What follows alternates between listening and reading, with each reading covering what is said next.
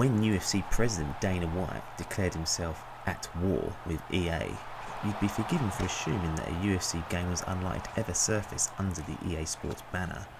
Time is obviously Dana White's biggest healer, because just a few years later, the premier mixed martial art promotion has penned a deal with Electronic Arts, and the result? EA Sports UFC. EA Sports UFC was released on June 17, 2014 on Xbox One and PlayStation 4 exclusively, and it was developed by the team that had brought you the Fight Night series, EA Canada. It was a brave decision from EA to ignore the huge install base of the last gen. However, has the gamble to pour all resources into the new technology given them a knockout punch? Or is it time for EA to hang up the gloves already?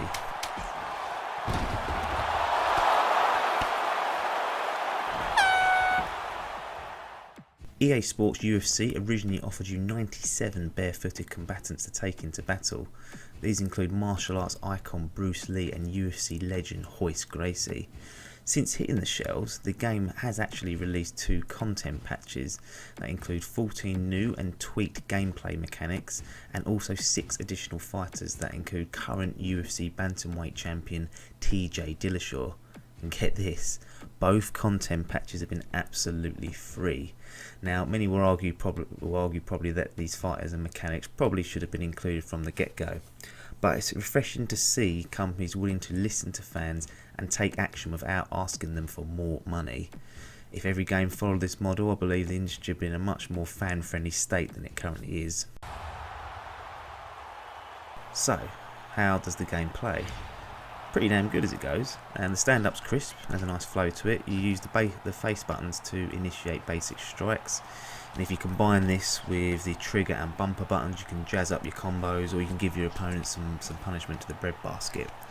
It does hit a rare sweet spot where the beginner players will be able to just pick up and play this quite easily, but also gives the advanced players enough depth so they can strut their stuff or do something a bit more flashy. Now, my only criticism of the stand-up part of the game is the defensive parrying, which I find is often spammed by the AI on high levels and is quite overpowered. It's very frustrating when they constantly palm off your shots and land some big counters themselves. I've never really been a fan of the parry feature when it was present in the Fight Night series, so it might just be my style of play. Clinchings, takedowns and the ground game work well. The clinching's somewhat messy, however it does a good enough job to make it an effective tactic, even if it's just for catching a breather. Regarding takedowns, gone are the days of having to shine the shit out of your controller just to complete or defend a takedown. The current system is all based on the type of takedown you choose and the timing of your opponent's block. If you do get taken down yourself, it's because you were too slow to react and not because you're facing the Control Shining World Champion. One of the most complex parts of MMA is the ground game, and EA Sports have kept things nice and simple when you're on the attack. Just simply quarter turn your analog stick and you'll advance your position. Defending is somewhat more of a chore, as you're asked to hold the right trigger and push the analog stick in the direction of your opponent's transition. It sounds simple enough, but in the heat of battle it's quite easy to miss your window and you'll wind up being fully mounted and have blows raining down on you. EA Sports have opted for a mini-game to manage the submission attempts and escapes. Once you've initiated a submission attempt, 4 gates will appear and the defending player is tasked with pushing the right analog stick in any direction. If their icon reaches the gate, they will escape and the game will end for that particular attempt.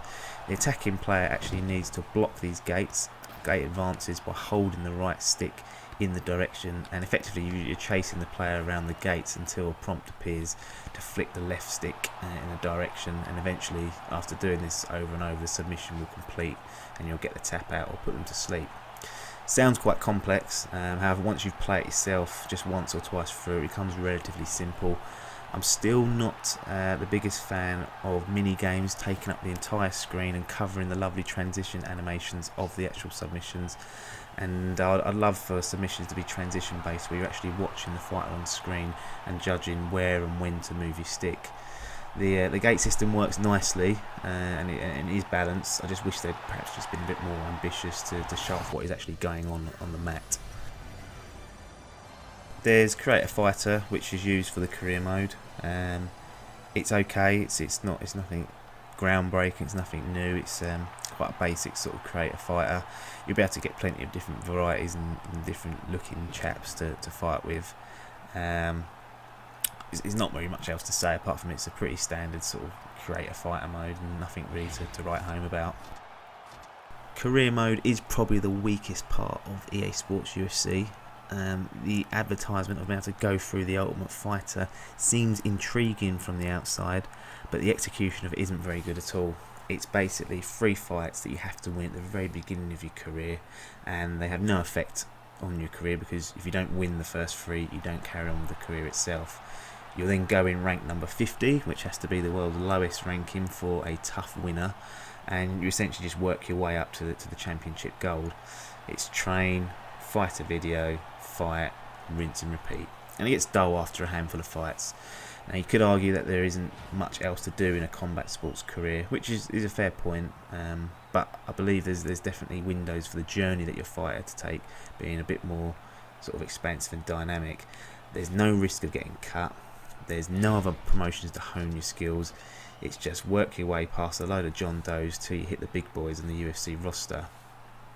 UFC Undisputed had you work up from a feeder promotion and work your way into the UFC. How about having 2 feeder promotions where you can get picked up by the UFC for good performances, or maybe get a call to tough? And if you win the Ultimate Fighter, that can prepare you into a higher place in the UFC rankings. Losing it could mean that you go lower ranked into the UFC, or maybe back to the minor leagues. Again, just having these possibilities would add a great deal to the experience, and unfortunately it's a mode that you're unlikely to revisit after your first playthrough. The main positive to come out of career is the fact that your fight has a longevity meter that increases with each fight.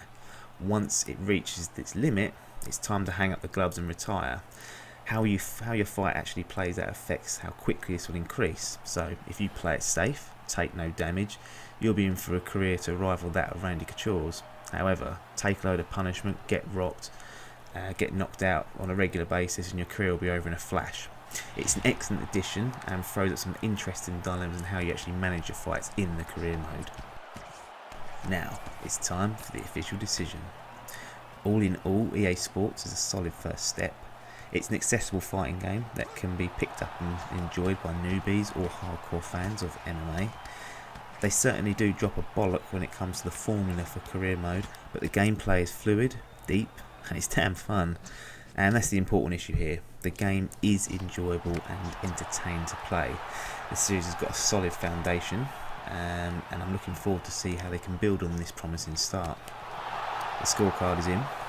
It's a unanimous decision. EA Sports UFC recommended.